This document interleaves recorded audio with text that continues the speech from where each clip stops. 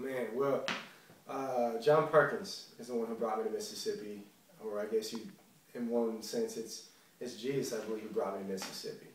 And I came to Mississippi in 2008.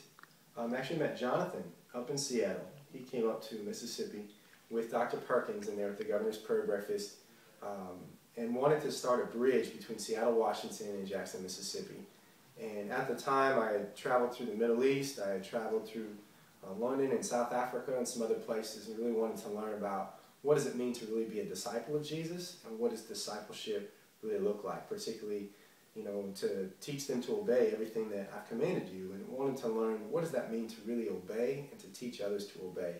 And felt like there was a lot that God did in my heart and in my life while I was in the houses in Seattle, and wanted to be available, that if God would open doors to go to Jackson, I wanted to be able to go and to see what he would do and to just be available.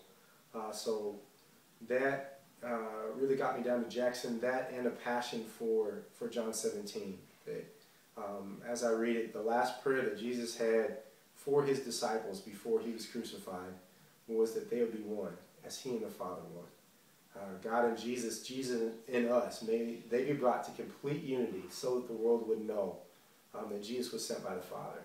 And to me, I had seen the Holy Spirit change lives across every culture, and I wanted to learn more about my own country and to see what are the barriers, what are the obstacles towards unity in my own country, particularly where a lot of us claim to have the same faith, and wanted to see what could happen to be united in Jesus across racial lines, across lines of deep woundedness, from slavery, from segregation, from civil rights. I wanted to see what does it look for me to be a follower of Jesus in my own culture, and to be someone who could help bring about connection and reconciliation in Jesus. So that was really what brought me to Jackson.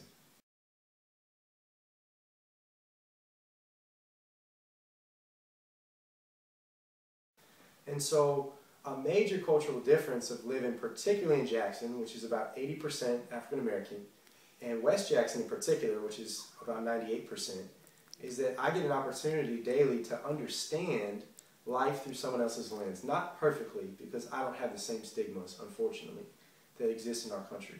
But I have an opportunity to learn a little bit more of what it's like to need to enter in a cross-cultural interaction. And so that's a big difference, is that I'm entering into a new culture, one in which I'm used to being a majority person, and now I'm a minority. And learning how to function in that and how to thrive in that is a major cultural difference that we have in Jackson.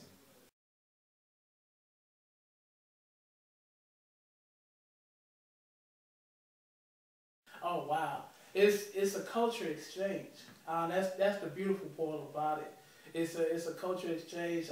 People from Seattle can come down to Jackson, and people from Jackson can go up to Seattle, and they can exchange cultures and identify the goods and the bads, the pros, the cons in each other's culture, and understand why the people the way they are, what can change, what can be better, and basically entering the pain or enter in the good side of each other's culture, and being able to bridge that gap so that we can share resources, we can have brotherhood from afar, we can establish that.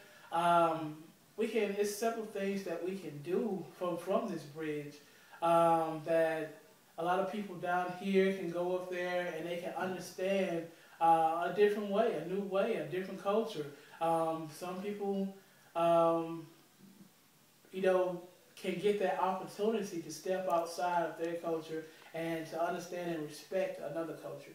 And so it would be a great culture exchange that I think will be very valuable.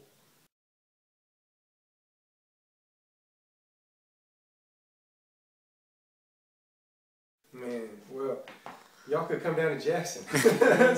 That's one. And also develop support for Jackson State students and students from Jackson to be able to come up to Seattle. It's bigger than just Jackson. Jackson's big, but it represents, I think, us wanting to expand beyond our comfort zone, wanting to say, it's important for me to learn to love my neighbor of another culture. So that can start in Rainier Valley. That can start with Marvin Charles. That can start with getting to know someone who's different than yourself, who grew up in a different way. But it takes a certain amount of intentionality too, and I would love for some students to come to Jackson, to live with us in community, to go to Jackson State, and also for others to be a welcoming team that would help embrace students who would come up to Jackson who are going to experience culture shock, who are going to have, you know, a hard time adjusting to a new culture, and who could be able to have hosts that could be able to care for them and be interested in really getting to know them and care for them.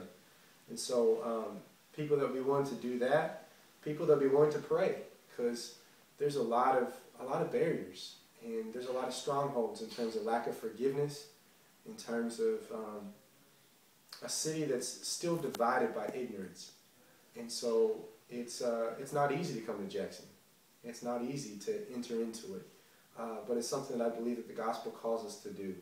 It's something that Jesus took on flesh and dwelt among us, and I believe that's something that God calls us to do, is to have compassion for one another and to deeply invest our lives.